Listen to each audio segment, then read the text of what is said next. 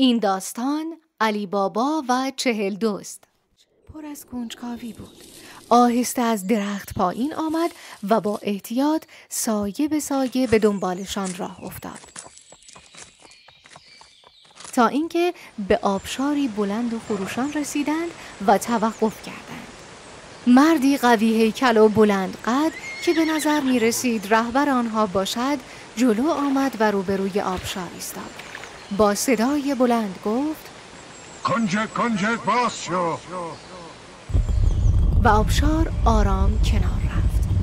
علی بابا با شگفتی دید که آبشار کنار رفت و غار پدیدار شد. دزدان آرام وارد شدند و او از دور تماشا می کرد. قلبش تند می تپید و نفسش در سینه حبس شد. چشمانش پر از تعجب و کنجکاوی بود. دزدان پس از برداشتن کیسه های طلا در سکوت غار را ترک کردند.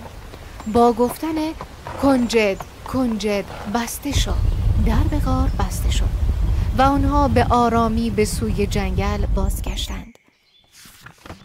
علی بابا با قدم‌هایی آرام و قلبی تند جلو آمد و روبروی آبشار ایستاد. واژه جادویی را با صدای بلند گفت: کنجد باز شو. آبشار کنار رفت و در سنگی با صدایی سنگین گشوده شد. او با چشمانی پر از تعجب وارد غار شد. آنچه علی بابا در غار دید شبیه رویایی بود که به حقیقت پیوسته باشد. سکه های طلا، جواهرات درخشان، شمش های نقره و صندوق های پر از سنگ های قیمتی در همه جا پراکنده بود.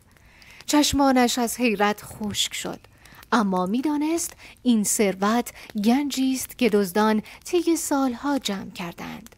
تصمیم گرفت فقط مقداری طلا بردارد و زندگیش را بهتر کند. او کیسه‌ای کوچک از طلا برداشت تا کسی متوجه نشود. سپس از غار بیرون آمد و گفت: کنجد بسته شد. در به غار بسته شد و با دل شاد به خانه بازگشت. علی بابا پس از بازگشت به خانه راز غار را تنها با همسرش در میان گذاشت.